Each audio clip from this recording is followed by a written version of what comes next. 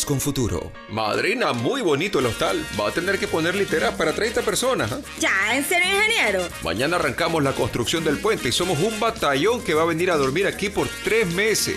Le va a caer buen billetito, ¿eh? Municipios, gobiernos provinciales, parroquiales y empresas públicas se reactivan gracias a los más de 2.200 millones de dólares entregados por el BEDE, Banco de Desarrollo del Ecuador. Más que banca, somos desarrollo. Sembramos futuro. Autorización número 1605. CNE, Elecciones Generales 2021. Fin de espacio promocional y publicitario. Con toda la fidelidad, con toda la fidelidad. Un manejo informativo solvente. Democracia. Estamos de regreso y queremos saludar al señor doctor Pablo Lucio Paredes y al economista Jaime Carrera. A los dos, muchas gracias por acompañarnos. El presupuesto del 2021 es irreal, decía o escribe en Cuatro Pelagatos Jaime. Claro, es tan irreal por lo que le falta, por cómo se puede financiar. Y claro, en plena campaña, esto es una bomba de tiempo, lo que nos dice Jaime Carrera. Pablo Lucio, para comenzar, el presupuesto del 2021, por las características de cómo va a estar estructurado y de cómo va a funcionar. Nos dicen es el mismo del 20, modificado en algunas cosas. Bueno, ¿qué debemos esperar de este presupuesto, que es el instrumento que ha de permitir que el Estado funcione? Pablo Lucio, bienvenido, buenos días. Sí, muy buenos días, un abrazo a todos, un saludo a la gente y a todos un buen año 2021 dentro de lo posible. Mira, yo no le voy a dar tanta importancia al presupuesto tal como se ha planteado, sino que yo creo que es más importante ver qué es lo que tenemos que hacer. Es decir, cómo tenemos eventualmente que modificar ese presupuesto, cambiar las cosas, en fin, ¿no? Y yo creo que ahí el gran desafío que tiene el Ecuador es de tener no solo un presupuesto del Estado, que es una parte importante, pero es una parte del gasto público, sino una reducción importante del conjunto del gasto público, ¿no? Que hace 10, 15 años representaba, para redondear, un 25% del PIB, luego subió a más del 40%, ahora todavía está entre el 35 y el 40% del PIB, y debemos volver por debajo del 30%. Ese es el gran desafío que tiene el Ecuador, que es un desafío evidentemente complicado, porque cualquiera diría, y caramba, ¿y cómo podemos reducir del más del 35% a menos del 30%? Obviamente es un gran desafío, pero esos son los desafíos que hay en la vida cuando uno ha manejado mal las cosas, ¿no? A las familias también les sucede, a las empresas les sucede, que cuando han llevado años de despilfarro, un rato dado tienen que sentarse y decir, a ver cómo pongo orden en todo esto, y las familias lo hacen, las empresas lo hacen, y el Estado lo hace muy rara vez, porque el Estado siempre tiene pretextos para no hacerlo, ¿no?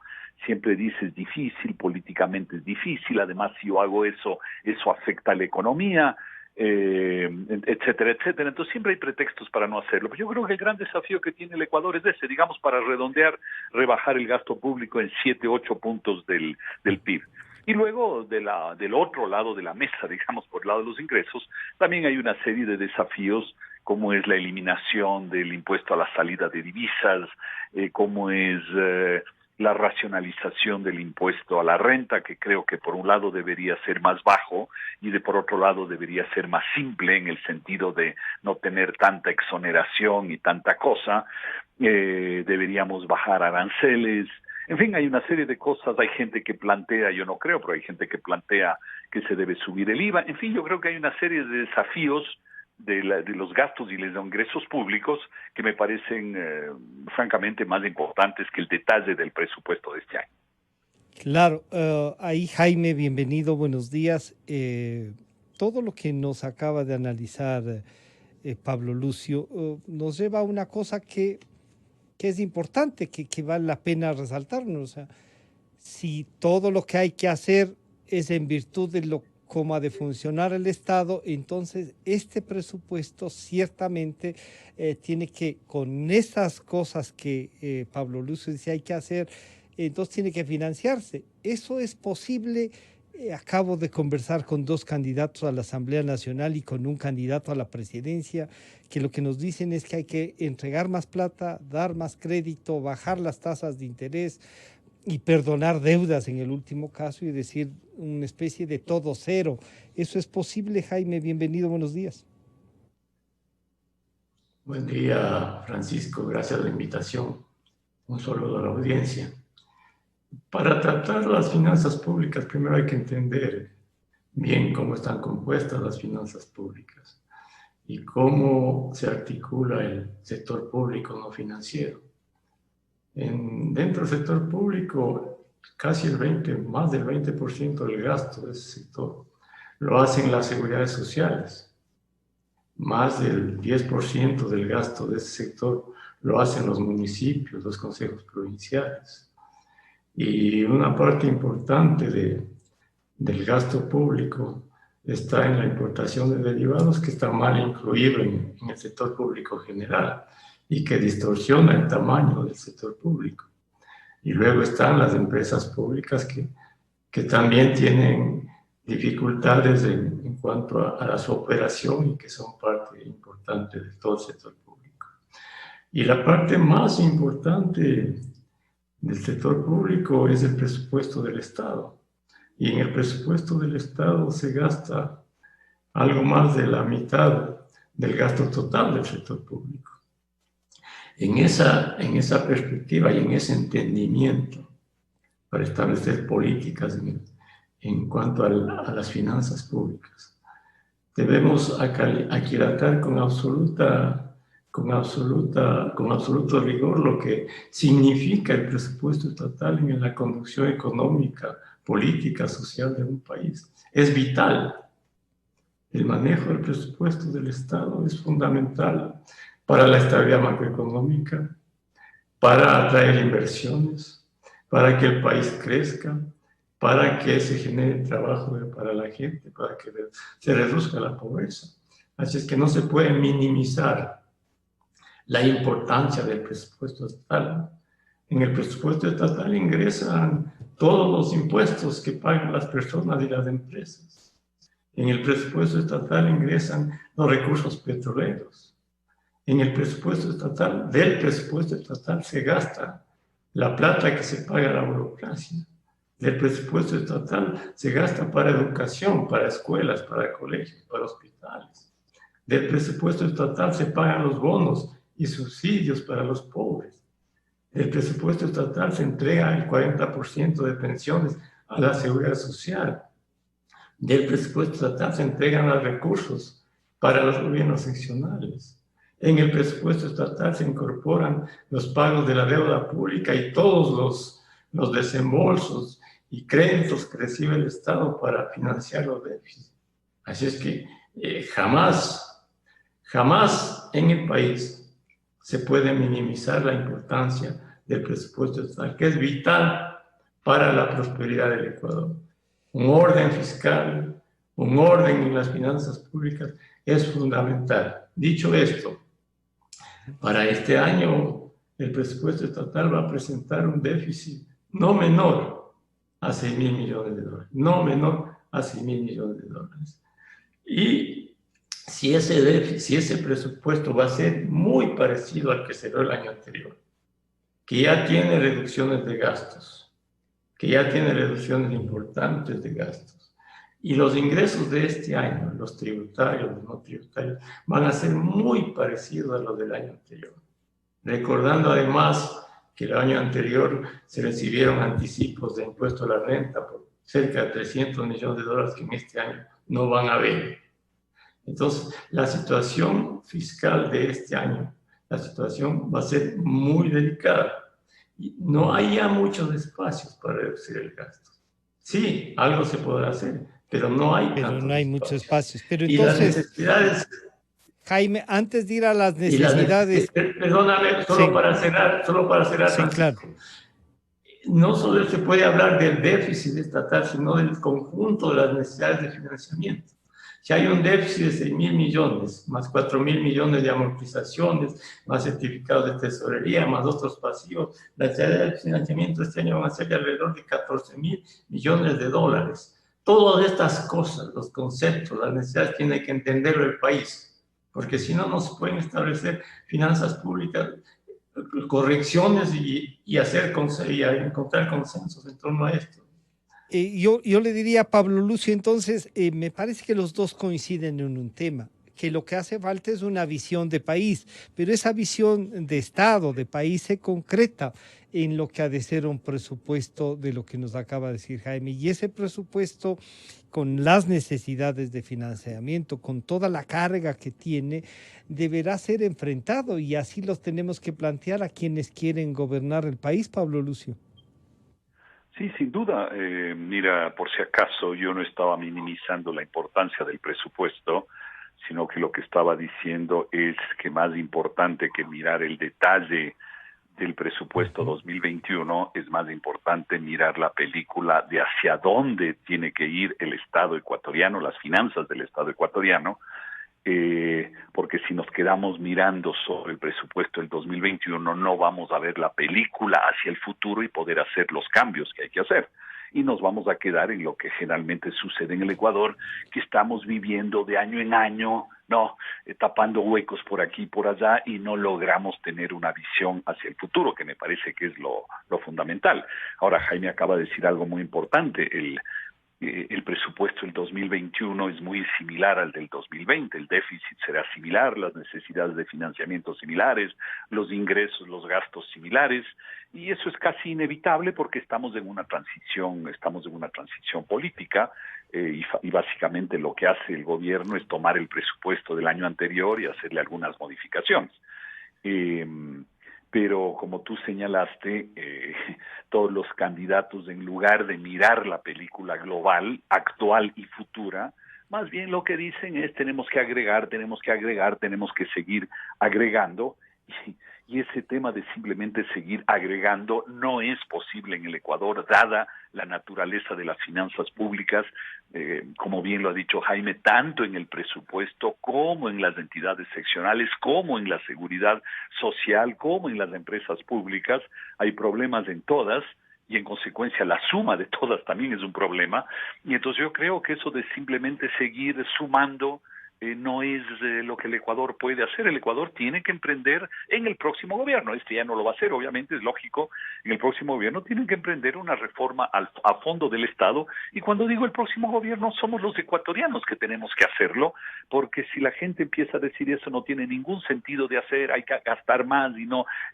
vamos a ningún lado. Entonces hay que hacer una reforma de fondo enfocada en un tema fundamental, creo yo, que es qué actividades que hace el Estado son realmente productivas y cuáles no son.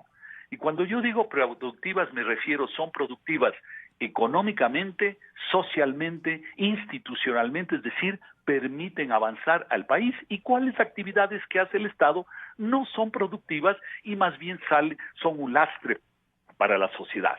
Ahora hay gente que dirá, no, pero todo lo que hace el Estado, el 95% del Estado son cosas útiles y productivas. Bueno, pues ahí estamos fregados, porque entonces quiere decir que vamos a mantener un Estado entre el 35 y el 40% del PIB, que en gran medida es un lastre para la economía. Entonces yo creo que esa reforma hacia la productividad, e insisto, productividad económica, social e institucional, me parece a mí que es una reforma fundamental que tenemos que emprender todos los ecuatorianos a través, obviamente, del gobierno y de la política. Jaime, entonces, esto que hay que cambiar con todas las cifras que están y que nos decías tú, no hay mucho espacio, pero debe comenzar a caminarse por algún lado. ¿Por qué lado? O sea, si le pedimos al próximo gobernante que defina si va a reducir más personal, en campaña no lo va a decir.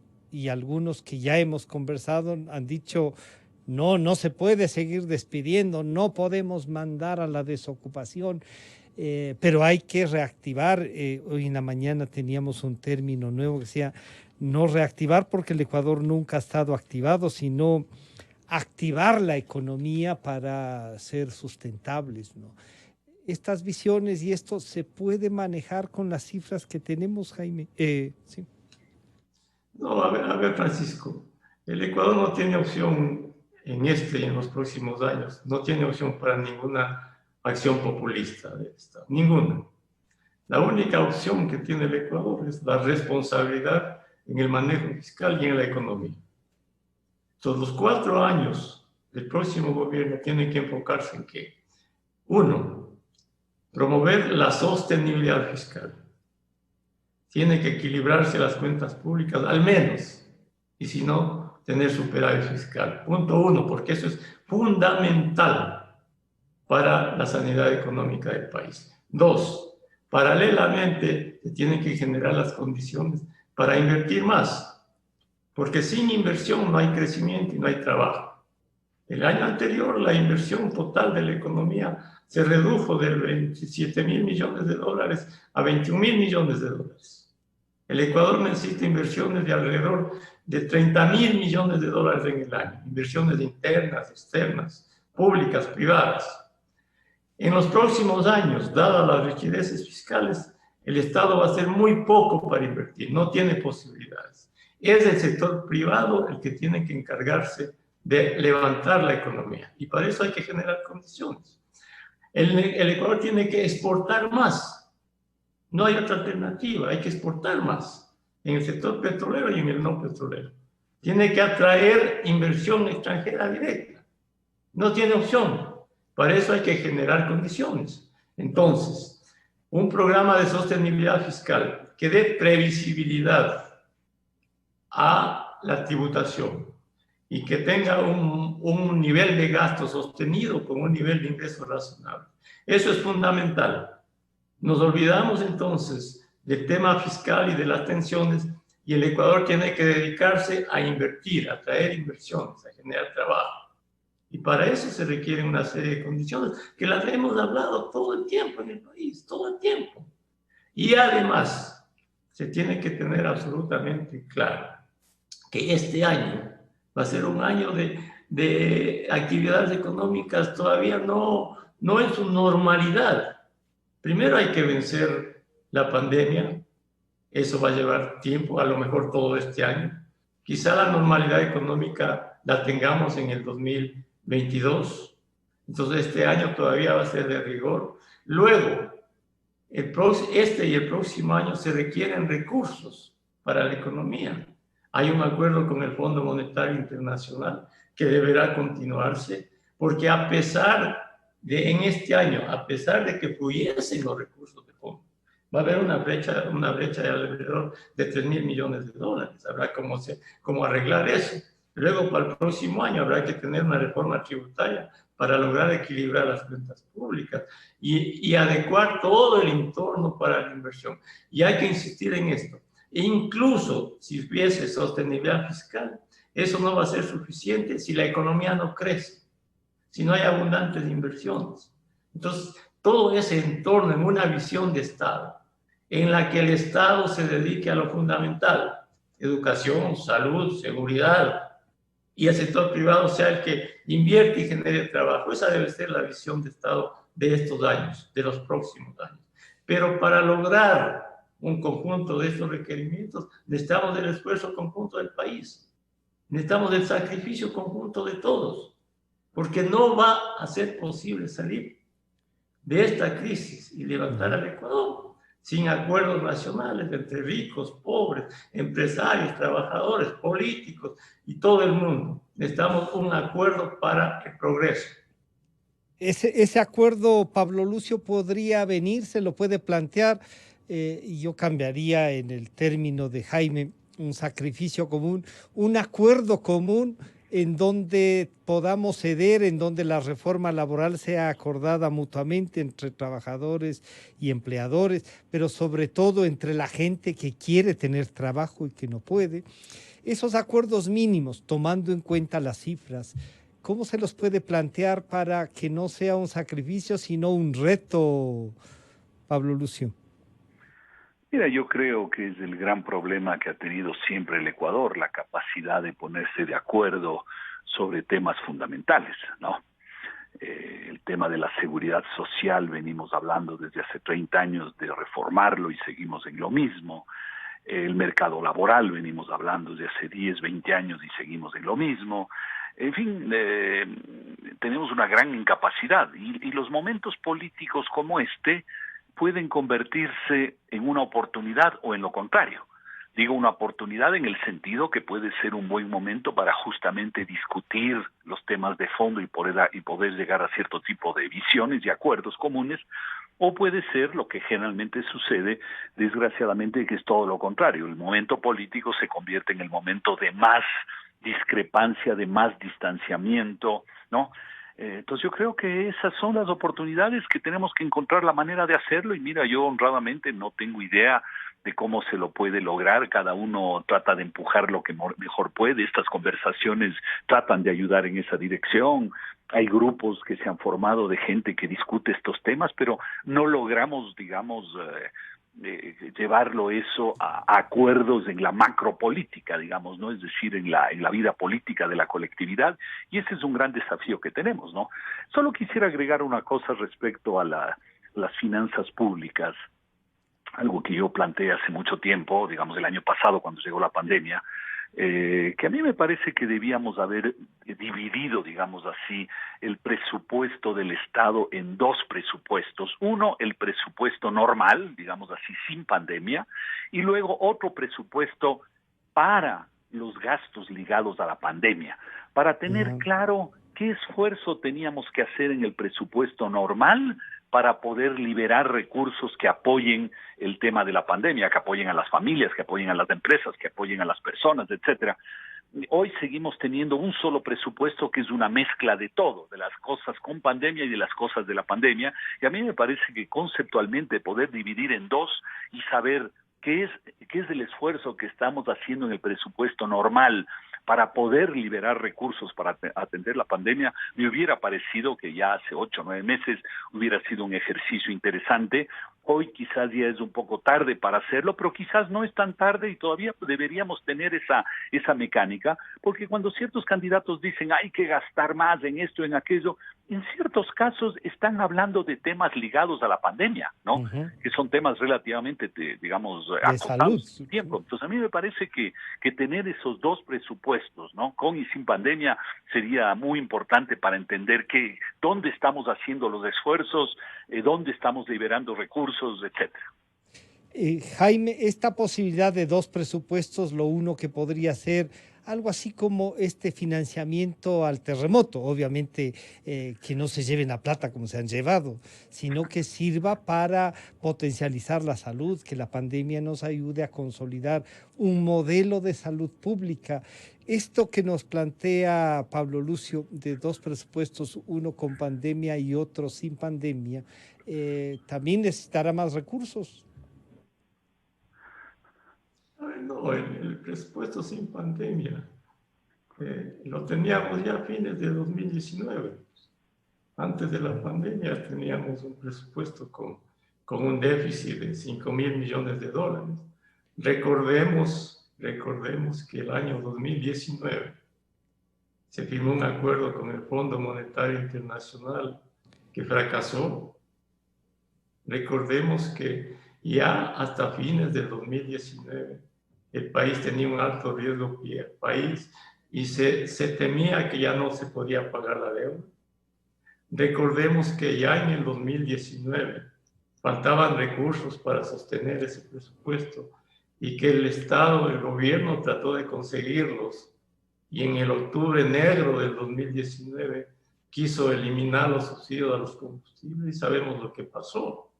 Entonces la realidad antes de la pandemia está en el 2019 y ya era una realidad absolutamente crítica que no se pudo superarla porque el Ecuador en 50 años siempre ha tenido déficit fiscal en mayor o menor dimensión, salvo en alguno u otro año. Y en 50 años el Ecuador se ha endeudado porque el déficit es igual a deuda. Y el Ecuador en 50 años, en múltiples ocasiones, no ha pagado la deuda. Entonces, la realidad antes de la pandemia o sin pandemia la sabemos por décadas. Y eso es lo que no hemos podido superar. Entonces, es absolutamente claro. Hay reformas que hay que hacer que ya eran evidentes antes de la pandemia. Lo que hizo la pandemia fue profundizar los desajustes fiscales, económicos, sociales. Y esos desajustes se cubrieron con las ayudas de los multilaterales. El año anterior hubiese colapsado el Ecuador si no habían los 7.000 millones de préstamos del Fondo Monetario y de los multilaterales. Entonces, la realidad del país antes de la pandemia la venimos repitiendo por décadas. Eso es lo que no hemos podido enfrentar. Y es lo que hay que enfrentar en el futuro. Abrir dos presupuestos no se puede. El presupuesto es único. No se pueden tener 2, 3, 4 presupuestos. Pero se podría, lo que Pablo Lucio plantea es tener un presupuesto específico para enfrentar la pandemia con todas sus consecuencias, para poder resolver las otras cosas que son del día a día, Jaime. Bueno, lo que se puede es dentro de los presupuestos asignar recursos para determinados gastos, pero el tema de la pandemia no solo es un tema de presupuesto. El tema de la pandemia es enfrentar en este año ya el aumento de la pobreza, el aumento del desempleo, del subempleo, 5 millones de gentes. Pero para enfrentar eso necesitamos un presupuesto ordenado y sobre todas las cosas necesitamos inversión, porque la mejor política social de un país es generar trabajo. Y no se puede generar trabajo sin abundantes inversiones. Y no se pueden atraer inversiones sin rigor fiscal, sin condiciones jurídicas adecuadas, y etcétera, etcétera, etcétera. Entonces, para vencer los efectos de la pandemia, que esencialmente son más pobreza, más desempleo, más subempleo en general, eso solo se puede vencer con una economía ordenada, con inversiones y con crecimiento. El Ecuador debería crecer al 5, 6, 7%.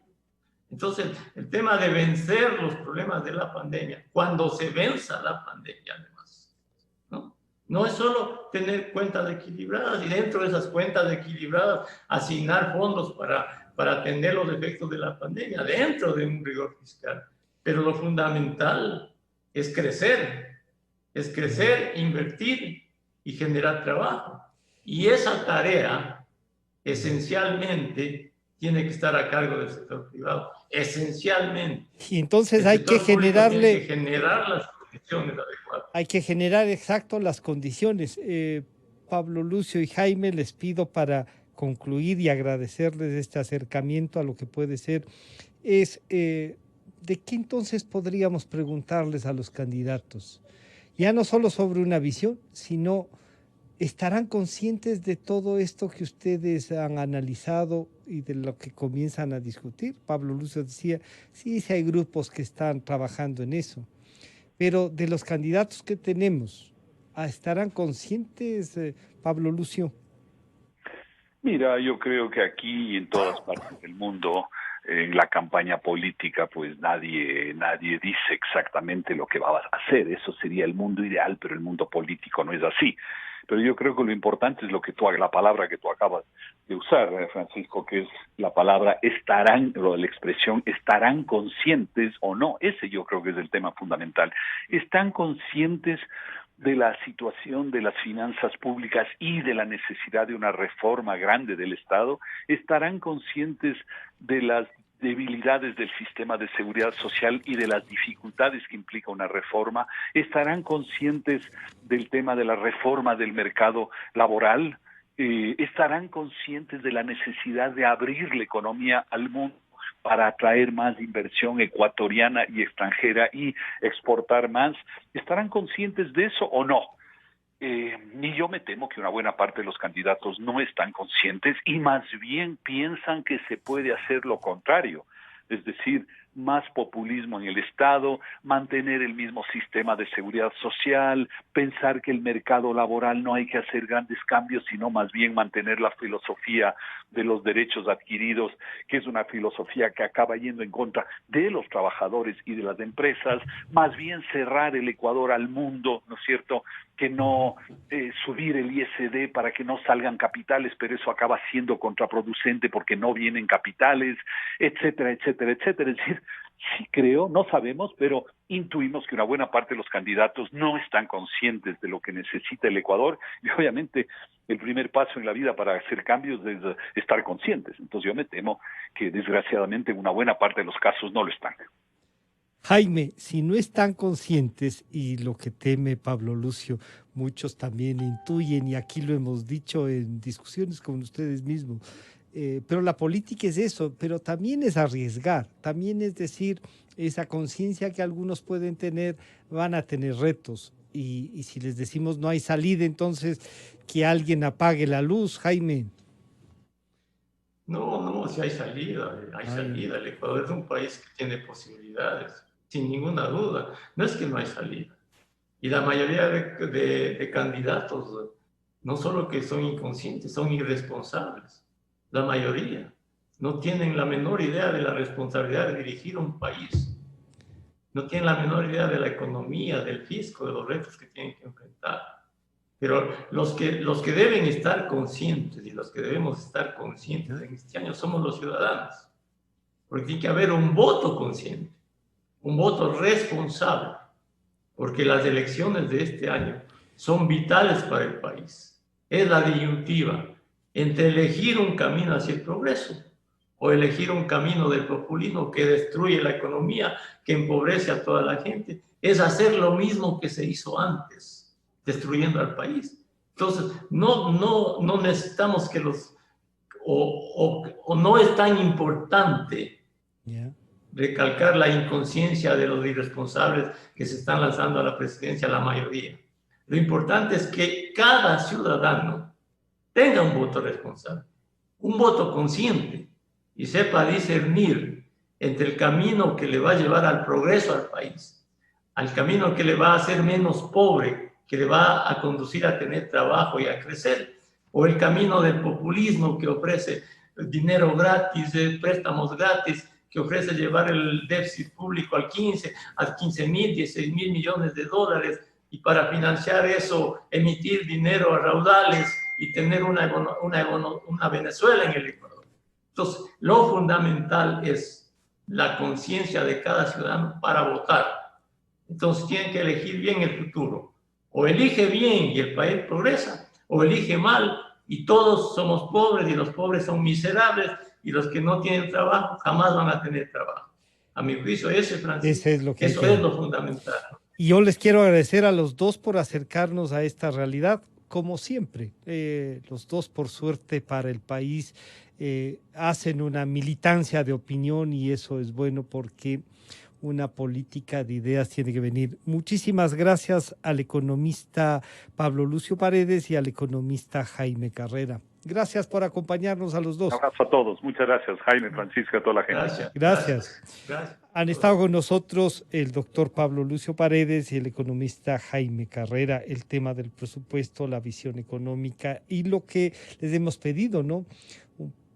La conciencia, como termina diciendo Jaime Carrera, la conciencia de cada uno de los ciudadanos debe verse en seguir las políticas, lo que nos proponen y visualizar el país que queremos.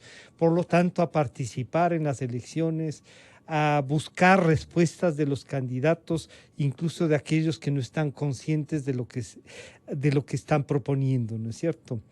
A continuación viene Clarito Está, con Vicente Albornoz y Sebastián Oleas. Recordar lo que siempre nos dice Gonzalo Rosero, nuestro director general, siempre buscando la verdad. Hasta mañana, hasta el lunes. A la revista informativa Democracia llegan Vicente Albornoz y Sebastián Oleas, conocidos como Los Explicadores, para presentar